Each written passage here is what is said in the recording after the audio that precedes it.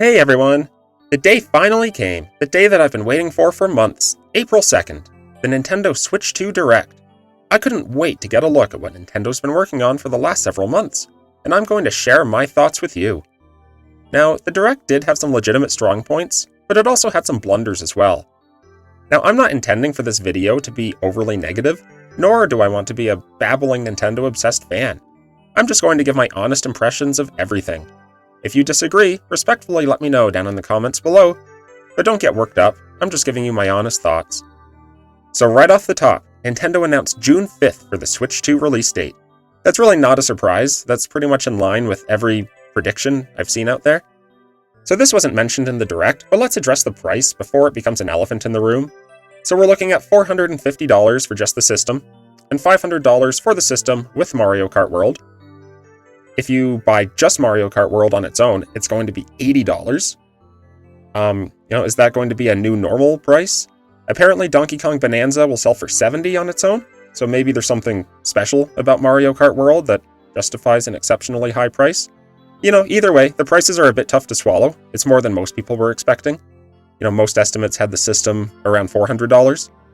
And yeah, $80 for a video game, that's really high. That's somewhat unprecedented. So, a lot of fans are outraged over the pricing, and it is a steep jump. It's a 50% increase compared to the Switch that came out 8 years ago. Does this have to do with tariff uncertainty? Are there things out of Nintendo's control here? It's hard to say. I don't know for sure. I do suspect that many Nintendo fans will eventually pick up the system once the game library grows big enough to justify it. But how will the system do at launch? Will the price hold a lot of fans back from buying the system on launch day? I really don't know. Who knows? Let's see though. It'll be kind of interesting to see. Unfortunately, this may resemble a new normal in the gaming industry. Nintendo's always been kind of the more budget-oriented of the main video game system makers. That's probably still true to a degree, although it looks like that edge might be disappearing a little bit. But anyway, price aside, let's start stepping through the Direct and see what was announced, and let's determine later on if the price was justified. Okay, so the Direct started off with Mario Kart World. This really shouldn't be a surprise, since this was the one game that Nintendo showed in the Switch 2 reveal trailer back in January. So my first thought of this game was it looks very similar to Mario Kart 8 Deluxe, in terms of levels, gameplay, and that's probably a good thing. Mario Kart 8 Deluxe was one of the best-selling video games ever. Clearly the formula works, so why mess with it too much? But there's definitely some things that stand out about the trailer, some things that are new. So they show some new kind of grinding functionality with the carts and some wall rides, almost more skateboard-like moves. So something they mentioned is that atmosphere can change depending on weather and time of day.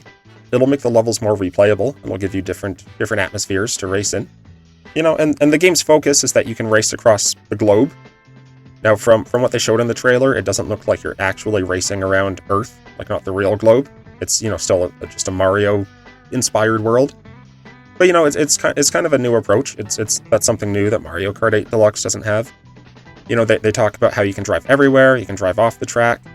In terms of level content, it looks like, at least from the one little screen they showed, that there's 7 cups with 4 levels each. So that would make for 28 levels, which hopefully there's more, because that would be a downgrade from Mario Kart 8 Deluxe. And they talk about how there's 24 racers in each race, which I guess is pretty cool. I'm not sure if it actually improves anything, fun-wise, while you're playing. But, it's cool that they can support that many racers. And then, there's a couple extra modes they talk about. There's Knockout Tour, which has you race non-stop from one end of the world to the other. It seems like a neat new idea. And then there's Free Roam, which lets you go off-road and just explore. I think this will be a fantastic game. Mario Kart 8 Deluxe was a fantastic game. And if this is more of the same and more levels with some new modes, I think this will be a fantastic game and it'll do well. So on one hand, there wasn't anything in this trailer that seemed so new and so revolutionary that it got me super excited. At the same time, it's definitely more of a good thing that we all really enjoy. So I'm excited for Mario Kart World, and they announced that there will be another Direct on April 17th just to dive into this game, so we should learn more then. So after that initial game reveal, the Direct moved on to talk more about online and multiplayer features. So they started off by talking about the microphone that'll be on the Switch 2. And honestly, it sounds pretty impressive. It claims to be able to pick you up clearly from a distance and eliminate background noise. So if it actually works and if it actually does what it says and is able to pick you up clearly from a distance and eliminate noise, that's definitely a good win. Next, they talked about screen sharing. And, it makes sense why they're doing this. They're putting in some pretty basic online and multiplayer features, but really there was nothing impressive here for 2025. Like the screen shares that they showed in the Direct were coming through at an absurdly low frame rate, so it's nothing particularly impressive. So they also show a camera that you can buy. It's just an extra accessory that'll sit there and pick up your face and be able to show your face and your reaction during multiplayer games. I'm really not sure how many people want that. I mean, it seems like a good feature to have, but personally, I wouldn't want to be on camera while playing online. And, I certainly don't want to pay for an extra accessory, given that it's not included. And then the C button. So the C button can be used to pull up a chat menu. Looks like you can mute yourself or turn off your video. I'm not sure if anything else. They made such a big deal about the C button. They kind of introduced this whole segment by talking about the C button. I kind of expected a little more from it, but it seems like it just pulls up like a very rudimentary chat menu. Beyond that, they talked about Game Share, where you can share games with other local Switch systems, other Switches in your vicinity, and be able to play a game together with people near you. So I guess that's nice. It means you don't have to duplicate buying the same game among your group of friends. And my other thought here was they just spent a lot of time on this section. I get that online and multiplayer is a big focus and they're trying to do more there. But the Direct dragged a little bit in this section, in my opinion. And considering it's 2025, there was nothing overly groundbreaking here. And next they got into some hardware details. They talked about the screen of the Switch 2 and how it's 7.9 inches versus the Switch's 6.2 inch screen, which translates to almost double the pixels. So, that's definitely a big improvement. The screen supports 1080p. It supports up to 120 frames per second, which is pretty exciting. Now, I'm not sure how many games will actually take advantage of this and be able to run at 120, but, hopefully some. That would make for a very slick experience. The screen also supports HDR, and they go on to talk about some other little differences as well. The Joy-Cons attach magnetically. There's larger SL, SR buttons and control sticks. And then, of course, they talk about the new mouse functionality, which is pretty significant. If you don't know, each Joy-Con can be used as a mouse. Now, I prefer Pro-style controllers. I've never enjoyed using a Joy-Con controller, so I hope the mouse functionality is not used by that many games, because I don't want to have to use a Joy-Con, personally. I'm not sure if that's everyone's opinion or not. Clearly some people are going to not mind the Joy-Cons. But also, I play on my couch in front of a TV. So where do I use the mouse? Do I have to relocate to my desk? To a tabletop? Do I need to get like a little TV dinner tray to sit on my lap to be able to use the mouse? I don't know. I don't know if I'm the only one with these questions.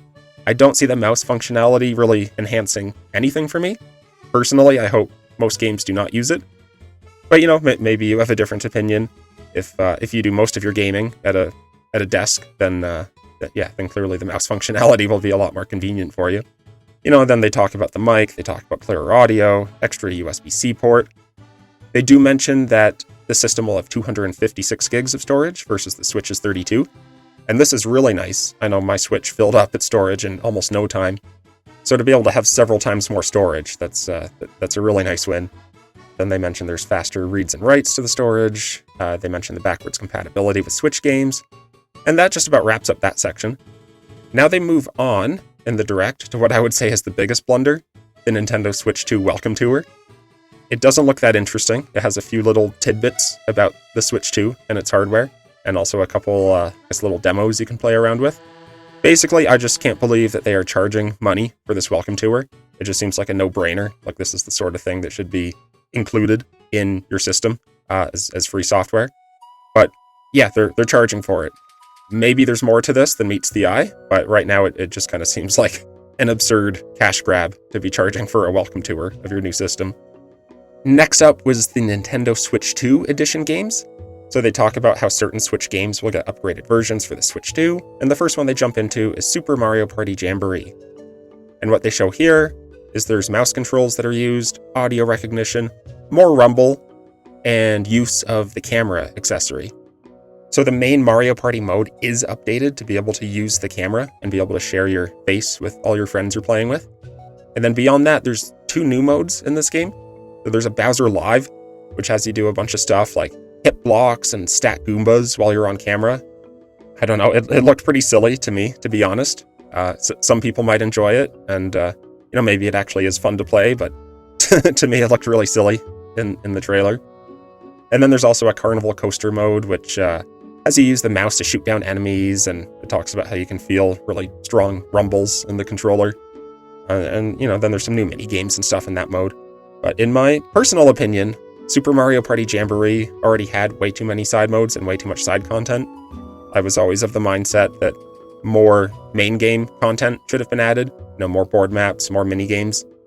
And this seems like it's making that complaint worse, if anything. There's even more side modes and side content. To me, it just kind of seemed like an easy way to show off the new hardware capabilities of the Switch 2. The mouse controls, the audio, the camera. But still, overall, more content is good. I'm not going to complain about more content. I guess my only other little gripe is that this game just came out a handful of months ago. I certainly don't love the thought of having to purchase an upgrade pack here to go to the Switch 2 edition. But, who knows what the cost will be at this point. If the cost is reasonable, maybe in the $10 or $20 range, then that doesn't seem so bad. But if it's closer to the cost of a whole new game, that would seem awfully steep, just to get a few new modes and a few little gimmicks that show off the new system. So after that, they move on to Breath of the Wild and Tears of the Kingdom, and say that really, these just have enhanced resolution and frame rate improvements and HDR. They do mention a Zelda Notes app thing that can help you find shrines and Korok seeds, as well as share your Tears of the Kingdom auto-build creations. So I guess they're targeting people like me, who have completed the games, but have not come anywhere close to finding everything in them. Unless the cost of the upgrades are trivial, I certainly wouldn't buy them for these 2 games. However, I can see if you're someone who has never played either of these 2 games, it would be an amazing opportunity to get the enhanced Switch 2 edition and, be able to play them with better graphics and better frame rate and everything. Next up, they talk about Kirby and the Forgotten Land. I never played this game, but I guess the Switch 2 edition will get an additional story, as well as improved graphics and frame rates. And then they talk about Metroid Prime 4 Beyond, which... wow, this made me really happy. Made me really happy to see Metroid Prime 4 was getting its Switch 2 edition. I know there's been a lot of speculation about that. So one of the changes in the Switch 2 edition is that you can use the Joy-Con mouse controls to aim your gun. And I already made my thoughts clear about how I'm not particularly interested in the mouse controls. So I think they said that you'll still be able to use a Pro controller to aim your gun, and I hope that's the case. Then they go on to talk about how you can play in one of 2 modes, either 4K 60 frames per second, or 1080p 120 frames per second. Really, I'm quite eager to try them both. But yeah, just to know there's going to be a Switch 2 edition of this game that, graphically just runs better than the Switch 1 edition, has me really, really excited. Of all the games announced and all the games coming to Switch 2 right now, it's Metroid Prime 4 Beyond that I am most excited to get my hands on. But the one thing that's a little disappointing is they still did not mention a release date. I was really hoping this was going to be a Switch 2 launch day title. It looks like that might not be the case. It might be coming later in 2025, but we'll see. And then they talk about Pokemon Legends ZA, which again has enhanced resolution and frame rate. So overall, I really love the Switch 2 editions. I love that they're doing this to the to some of these Switch games. But the only thing I'm not sure about is having to purchase to upgrade. I really hope that the cost is low and reasonable. Otherwise, I don't think the optics of this are going to be great. So after that, they start getting into another game that's going to be released, and at this point, it's been about 24 minutes since the Mario Kart reveal ended, and there's been no other new games announced yet. So yeah, things were dragging a little at this point. So it was exciting to see a new game being talked about. But man, was this one a letdown. At least in my opinion. Who thought wheelchair basketball was a good idea? And honestly, I'm actually a really big basketball fan. I like basketball games. But even to me, this game did not look fun. Really, it just came across mostly as a gimmick to show off the mouse controls. At least that's what I took from it. I can't picture it being a whole lot of fun to play. And I think it's probably one of the more forgettable games mentioned in this Direct. So next up in the Direct, Nintendo touched on a bunch of the third-party support, a lot of the third-party games that there will be for the Switch. And honestly, for me, this was the highlight. I was really, really impressed with how extensive the third-party support was, and how many awesome-looking games it looks like are coming to the Switch 2 from third parties. So I'm not going to go into great detail on most of these games. But right off the bat, they got things started really on a high note with Elden Ring. This game looks amazing. Visually, it looks great. It's great to see such a popular and well-reviewed title making its way to Switch 2. After that, they moved on to Hades 2, Street Fighter 6. They also showed a new Demon X Machina game. I'm not really familiar with the games in that series. The voice acting did irritate me in the trailer, but visually, it looked great. And that's going to be a theme through a lot of these. There were so many visually stunning third-party games, and I thought that was really, really one of the highlights from the whole Direct. There was Split Fiction, it looked great. EA Sports was showing FC and Madden.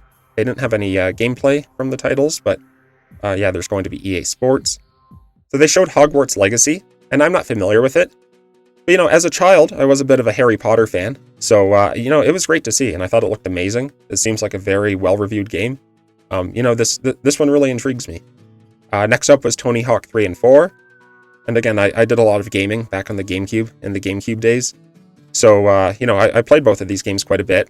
I love seeing the enhanced graphics. I think they look great.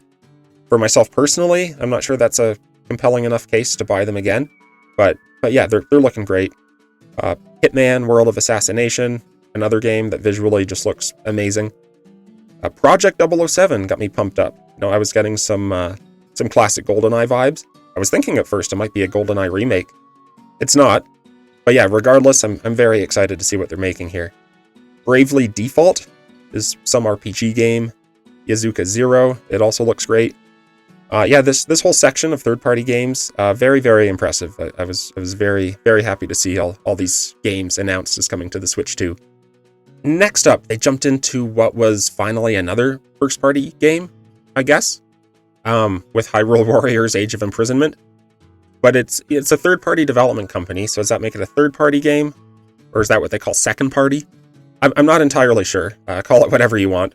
But when the trailer started, I was first thinking it was a new 3D Zelda. I was super excited. But it turns out it's another game in the Hyrule Warriors series. So this game is supposed to fill in the story of the imprisoning war that took place before Tears of the Kingdom. The game looks great. Visually, it looks good. There's, going to be tons of slick and fun combat, true to the series. I do have to admit, though, it didn't completely knock my socks off. I think that's just given that the graphics and art style are very much in line with Tears of the Kingdom, so there was nothing really revolutionary here. I was hoping to see something really big and revolutionary on the new hardware. But despite that, it's still likely going to be a great game. The Hyrule Warriors series seems to be very well reviewed and well liked. So I think this is still going to be a great game for many people. It's just when I had my hopes up for a brand new 3D Zelda, maybe something that pushes the series forward a bit, it was a tiny letdown for me to see that this wasn't it. But still likely going to be a great game. Next up in the Direct, they talked about Nintendo Switch Online Plus expansion pack for GameCube games. And I was happy to see this, because like I've said before, I played a lot of GameCube during my formative gaming years, and I hold a lot of these games very close to heart. So first up was Wind Waker. I know a lot of people were hoping more for a full remake here. But we'll take what we can get, just having even the original available to play on on Nintendo Switch Online. That's definitely a win. And the other two games they talked about were Soul Calibur 2 and F-Zero GX. So there's only 3 titles here to start, which in my opinion is a little disappointing. But they did talk about how there's going to be more titles in the future, and among others, they show Mario Sunshine, Luigi's Mansion, Pokemon Colosseum. So I think this is moving in the right direction. I think this is great to see. I would love to see more here. In particular, Twilight Princess and Metroid Prime 2 come to mind right away. But, it's definitely good to see the GameCube games coming back and becoming more widely available. So that's definitely good to see. And next up, they jump back into third-party games. It's kind of part 2 of 2 of the third-party segment. So they show Deltarune. It doesn't look all that impressive visually, but it's a very well-reviewed game. Borderlands 4 looks good. Civilization 7 not only looks good visually, but also, I guess, uses the mouse. So there's some third-party use of the mouse functionality already. A couple 2K games, WWE 2K and NBA 2K. There's Survival Kids, Enter the Gungeon 2, Starseeker Astroneer Expeditions, Cyberpunk 2077. This game looks really impressive visually. Final Fantasy VII Remake. That was pretty big news. Looks great. It's such a classic game. It's going to be great to get the remake brought to Switch 2. And then there's a montage of like 22 or so other third-party games. I lost count, to be honest. It's somewhere around 22. It's just a whirlwind of third-party support, which, again, I think was just one of the absolute best things about this Direct. Great to see that third-party support. And then there's one more third-party game that gets announced, and it gets really its own introduction, its own significant trailer time, like almost equal to what you'd expect from a first-party title. And this game was Duskbloods. Apparently it's going to be exclusive to the Switch 2, and it looks absolutely incredible. This must have to do with the trailer time as well, but the eerie atmosphere just pulled me right in, and I loved it. I don't know how the game will actually play, but this one has me excited. This one looks like it's going to be a lot of fun. Okay, so with that out of the way, there was only about 6 minutes left in the Direct, and they jump into a first-party trailer. And I figure this is the last one with 6 minutes left. I figure it's going to be a really big reveal. And I'm counting on a 3D Mario game. To me, that's logically what's left and what's coming. But it's not Mario. You find out slowly that it's a Kirby game. It's Kirby Air Riders, which is a sequel to Kirby Air Ride from the GameCube, which I never actually played, despite my extensive time with the GameCube. They didn't show much. This was actually a pretty short trailer. I mean, the game looks good. It's probably a lot of fun. But I do find this a little curious that for the third first-party game of the Direct, or even you might say it's the second first-party game if you don't count Hyrule Warriors, it's another racing game. Like, anyone who wants a racing game is going to go to town with Mario Kart World. Is there really going to be that much of a market for Kirby Air Riders? I don't know. It looks like a nice game, but I find the timing very curious. So because Kirby Air Riders was a short trailer, there was still time for one more trailer, and again, I have my fingers crossed that it's going to be 3D Mario. But turns out, no, it's a new 3D Donkey Kong game. And really, it's not altogether surprising, given the recent release of Donkey Kong Country Returns HD on the Switch, and given the opening of Donkey Kong Country at Universal Studios Japan. It kind of seems like the world was getting primed for some big Donkey Kong news, and I guess this was it. I guess this is what we were getting primed for. After watching this trailer, I have to admit I do have mixed feelings. On one hand, I love Donkey Kong. It's one of my favorite Nintendo franchises out there. The only thing I find a little off-putting is I just don't like the new character design. I don't know if that's just me, but I like how Donkey Kong looked in the Switch generation. I don't like this new silly, cartoonish Donkey Kong. I know some people disagree. Some people love the new art style. So I'll push that off. Ultimately, it doesn't matter if the game's good. So what the trailer shows is lots of Donkey Kong running, jumping, climbing, rolling, pounding, breaking walls, floors, and, well, just smashing stuff. Doing lots of Donkey Kong things. The game looks really nice. It's hard to tell exactly what it's like without more details, so I don't want to commit too much one way or the other as to whether I'll love this game or not. But it seems to be an innovative 3D platformer, like the way you can rip up floors and bash through walls. It seems like there's probably lots of secrets, lots of potential puzzle solving. It does seem innovative. It seems like you're going to be able to do things that we've never done before in a 3D platformer. And if this is being made from Nintendo's first-party development team, you've got to trust them. They almost always deliver. So I'm excited for it. It launches July 17th, so it's not quite aligned with the system launch, but, it's about a month later, so it's almost a first-party launch title. Okay, so what are my overall takeaways from the Direct? First of all, hardware is great. Double pixel count, HDR, 4K, up to 120 frames per second. That is all excellent. Mic, camera, screen sharing, they're all good online multiplayer features, but really it's nothing impressive for 2025. I'm still going to say the Welcome Tour is a mega blunder, and Dragon Drive looks like one of the most forgettable games ever. The Switch 2 Edition games are a nice to have, especially for the unreleased games like Metroid Prime 4 and Pokemon ZA, but I'm concerned over the price for upgrading older Switch games. I think Nintendo should be cautious about asking for too much money just to provide an enhanced version of a game people already own. The Nintendo Switch Online expansion pack support for GameCube games is great to see, and I hope the library gets filled out over time. I'm excited for that. Now, third-party games were the real highlight, as I've said multiple times. There's such an extensive library of third-party games coming to the Switch 2. So many well-reviewed games and series are making their way over. I think that's excellent. Graphically, so many of the games look amazing, really showing off the power of the Switch 2. Now, the first-party support did feel a little lacking to me, and it surprised me a bit. So we did get Mario Kart World unveiled, which we were already expecting. Then we got Hyrule Warriors Age of Imprisonment, if you even count that as a first-party game, which does look really nice, but it's not a true entry in the Zelda series of games, and graphically is very similar to Tears of the Kingdom. So I'm not sure. I'm not sure how excited to be about that one. Then we got another racing game in Kirby, which I'm not sure we needed, and a 3D Donkey Kong, which, again, was not quite what I was expecting, but it does look fun. I do have high hopes for that game. I was expecting at least one of the next 3D Zelda or 3D Mario game, and we did not get that, which, is totally fine. Nintendo has multiple directs per year, and probably doesn't want to show their full hand at this point. I'm sure there's going to be upcoming directs not that far in the future where they do unveil some of these other games and series that we were expecting to see. But yeah, it is a little surprising to me that there is not going to be more substantial first-party support at or near launch. It does feel to me like third-party support is going to be carrying the Switch 2 for, the foreseeable future after its launch. But beyond that, of course, I already touched on it, but there's the price. And I totally understand the feeling of frustration, given that many people were expecting a $400 price tag for the system. And people certainly weren't expecting to pay $80 for a game. I'm still saying maybe there's more to Mario Kart World than meets the eye, and it's a super large immersive experience, and it's absolutely worth $80. I guess we'll find out on April 17th if that's the case. But combined with charging for a welcome tour and charging for enhancements to Switch 1 games, I can see why many people are feeling frustrated and like they're being gouged by Nintendo a bit.